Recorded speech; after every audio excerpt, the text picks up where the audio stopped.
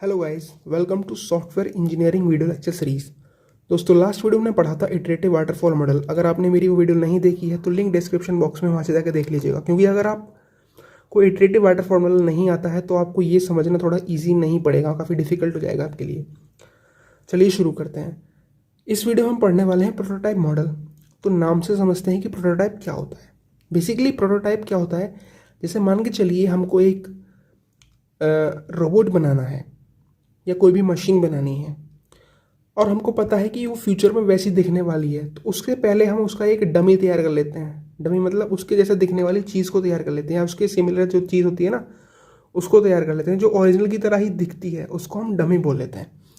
तो basically prototype means developing a dummy और working replication of a product और system that is to be design.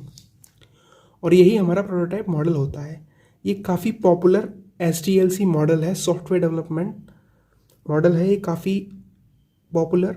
और इसके अंदर क्या होता है, इसके अंदर बेसिकली हम बार बार प्रोटोटाइप्स को डिज़ाइन कर सकते हैं और यूज़र की हेल्प से हम उसको बार बार अपडेट भी कर पाते हैं। डायग्राम की वजह से समझते हैं। सबसे पहले क्या होता है, सबसे पहले हमारा जो एक यूज़र आएगा हमारे को, किसी डेवलपर के पास एक यूज़र जाता है सॉफ्टवेयर बनवाने के लिए। ये हमारा प्रोटोटाइप मॉडल किस कंडीशन में काम आता है, ये प्रोटोटाइप मॉडल उस कंडीशन में काम आता है जब हमारे कस्टमर को ये पता नहीं होता है कि वो कैसा सॉफ्टवेयर चाहता है, या उसके पास रिक्वायरमेंट्स की या उसके पास जो भी वो बनवाना चाहता है उसकी कमी होती है। तो उस केस में हमारे पास प्रोटोटाइप मॉडल काफ़ी हेल्पफुल होता है। सबसे पहले प्रोटोटाइप मॉडल में क्या होता है, यूज़र बता देता है कि मुझे एक ऐसा सॉफ्टवेयर बनवाना है, और डेवलपर क्या करता है, डेवलपर सबसे पहले रिक्वायरमेंट्स को गैदर करेगा, उसके बाद उसका एक क्विक डिज़ाइन तैयार करता है और वो डिज़ाइन की मदद से एक प्रोटोटाइप तैयार करेगा। ठीक है। अगर वो प्रोटोटाइप बनाने के बाद क्या करता है, प्रोटोटाइप को देता है वो कस्टमर की वैल्यूएशन के लिए। अगर कस्टमर को पसंद आता है तो ठीक है, अगर नहीं पसंद आता है तो कस्टमर क्या करता है, कस्टमर तुरंत ही बता देता है कि उसके अंदर उसको प्रोटोटाइप के अंदर ये चेंजेस चाहिए। फिर उसके बाद रिफाइनर अपडेटिंग होती है। रिफाइन मतलब कि जो जो चेंजेस होते हैं, या कोई उसके अंदर एरर है या कुछ डिलीट करना है तो उसको हम डिलीट कर देंगे, और कुछ अपडेट करना है तो उसको अपडेट कर देता है जो हमारा सॉफ्टवेयर डेवलपर होता है। उसके बाद फिर वो दोबारा एक डिज़ाइन तैयार करेगा, फिर उसका प्रोटोटाइप बनाएगा, और उसके बाद दोबारा से कस्टमर इवेल्यूएट करेगा उसको। अगर कस्टमर को फिर भी पसंद नहीं आता है तो दोबारा से उसमें चेंजेस करवाएगा। मतलब ये वाला एक साइकिल चलती रहती है। जब कस्टमर को पसंद आ जाता है, means accepted by the customer, उसके बाद उसका डिज़ाइन तैयार किया जाता है, इम्प्लीमेंटेशन होता है, उसका टेस्टिंग होती है, मेंटेनेंस होता है। और ये सब किस फेज़ में हो रहे होते हैं, ये इटरेटिव वाटरफॉल मॉडल वाले तरीके से हो रहे होते हैं। ये चीज़ें समझ के आगे होंगे आपको। सबसे पहले क्या होता है भाई, रिक्वायरमेंट की गैदरिंग होगी, उसका डिज़ाइन तैयार होगा। डिज़ाइन तैयार करने के बाद एक प्रोटोटाइप बनेगा। प्रोटोटाइप अगर हमारे कस्टमर को पसंद आ गया तो फर्दर उस पर काम चलेगा, अदरवाइज सबसे पहले उसको अपडेट किया जाएगा, फिर दोबारा से डिज़ाइन तैयार किया जाएगा, फिर प्रोटोटाइप बनेगा, और उसके बाद फिर कस्टमर उसको इवेल्यूएट करेगा। तो बेसिकली जो हमारा प्रोटोटाइप मॉडल है वो दो फेजेस में होता है, एक प्रोटोटाइप डेवलपमेंट फेज़ में और दूसरा इटरेटिव डेवलपमेंट फेज़ में।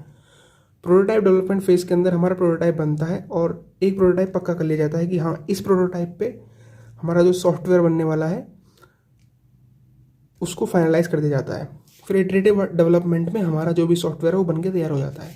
ये बेसिकली हमारा फंडा होता है प्रोटोटाइप मॉडल के अंदर। चलिए अब इसको समझते हैं, एडवांटेजेस और डिसएडवांटेजेस क्या होती है हमारे प्रोटोटाइप मॉडल की। सबसे पहले हम बात करते हैं एडवांटेजेस ऑफ प्रोटोटाइप मॉडल। उससे पहले अगर आपने अभी तक हमारे चैनल को सब्सक्राइब नहीं किया है तो प्लीज़ सब्सक्राइब कर लें, क्योंकि सब्सक्राइबर बहुत ज़्यादा ज़रूरी हैं। प्रोटोटाइप मॉडल के अंदर एडवांटेजेस क्या क्या हैं, जैसा कि आपको समझ में आ गया होगा कि अगर यूज़र कुछ भी अपडेट कराना चाहता है तो वो एट द पॉइंट अपडेट करा सकता है। और इसी के साथ साथ अगर कोई भी एरर आता है किसी भी पार्ट ऑफ प्रोग्राम में या किसी भी पार्ट ऑफ सॉफ्टवेयर डेवलपमेंट में, तो उसको हम इजीली करेक्ट कर सकते हैं आइडेंटिफाई करने के बाद। Means errors can be identified and corrected very soon. दूसरा एडवांटेज क्या है इसका, इसकी मेंटेनेंस कॉस्ट काफ़ी कम होती है। तीसरा, कस्टमर का सेटिस्फैक्शन और कंफर्ट, इसमें चांसेस बहुत ज़्यादा बढ़ जाते हैं। Means it has greater customer satisfaction and comfort, क्योंकि जैसा सॉफ्टवेयर कस्टमर चाहता है वैसा ही उसको बन के तैयार हो जाता है। क्योंकि क्या है कि इसके अंदर हम बार बार प्रोटोटाइप बना सकते हैं, और कस्टमर की सेटिस्फैक्शन के लिए, कस्टमर की ही रिक्वायरमेंट्स के हिसाब से सारा का सारा मॉडल तैयार होता है, सारा का सारा सॉफ्टवेयर तैयार होता है। इसीलिए कस्टमर का सेटिस्फेक्शन और कंफर्ट इसके अंदर काफ़ी हद तक बढ़ जाता है। Updates can be done with the user choice. अगर हमारा कस्टमर चाहता है कि इसके अंदर ये सब चीज़ें अपडेट हो जानी चाहिए तो उसको हम at the point he update कर पाते हैं, जैसा कि आपने डायग्राम में देखा था। ये काफ़ी फ्लेक्सिबल होता है और इसको हम दोबारा से यूज़ कर सकते हैं, रीयूज़ कर सकते हैं फ्यूचर्स में भी जा कर के। अगर हमको फ्यूचर में उसके अंदर कुछ और ज़्यादा अपडेशन करते हैं तो हम उसको भी कर सकते हैं। ये बेसिकली हमारा एडवांटेजेस होते हैं प्रोटोटाइप मॉडल के। अब हम डिसएडवांटेजेस की बात करते हैं।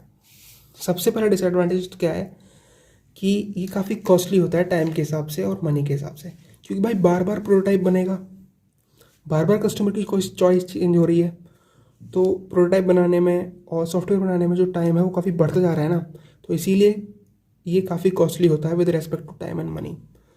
दूसरी जो इसके अंदर डिसएडवांटेज होती है वो ये होती है कि इसके अंदर डॉक्यूमेंटेशन जो होता है वो काफ़ी पुअर होता है, क्योंकि कस्टमर की रिक्वायरमेंट्स बार बार चेंज हो रही हैं और फिर बार बार जो है डॉक्यूमेंटेशन जो है वो भी चेंज होता है, तो इसलिए पुअर डॉक्यूमेंटेशन होता है इसके अंदर। तीसरी डिसएडवांटेज की बात करें तो बहुत सारी डिफ़िकल्टीज़ जो होती हैं वो डेवलपर को फेस करनी पड़ती हैं इसके अंदर, क्योंकि यूज़र का जो भी रिक्वायरमेंट्स हैं, यूज़र की जो भी चॉइसेस हैं वो बार बार बदल रही हैं यार, और डेवलपर को काम करना पड़ता है कस्टमर की सेटिस्फेक्शन के लिए। तो डेवलपर के लिए काफ़ी मुश्किल हो जाता है प्रोटोटाइप मॉडल के अंदर सॉफ्टवेयर को बनाना। और चौथा जो आपको पता ही है, टाइम कंज्यूमिंग है, क्योंकि बार बार मॉडल्स चेंज हो रहे हैं, यूज़र की रिक्वायरमेंट्स चेंज हो रही हैं, यूज़र की चॉइसेस चेंज हो रही हैं।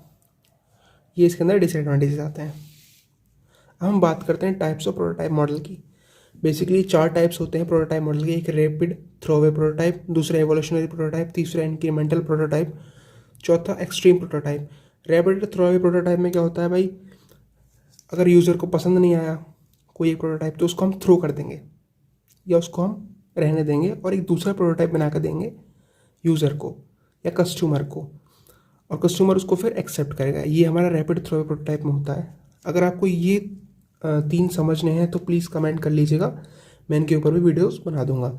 इवोल्यूशनरी प्रोटोटाइप, इंक्रीमेंटल प्रोटोटाइप और एक्सट्रीम प्रोटोटाइप, ये तीनों ही काफ़ी इंपॉर्टेंट है। So guys, thank you for watching the video. अगर वीडियो पसंद आई है तो वीडियो को लाइक करें, चैनल को सब्सक्राइब करें और बेल आइकन दबाना ना भूलें। जय हिंद।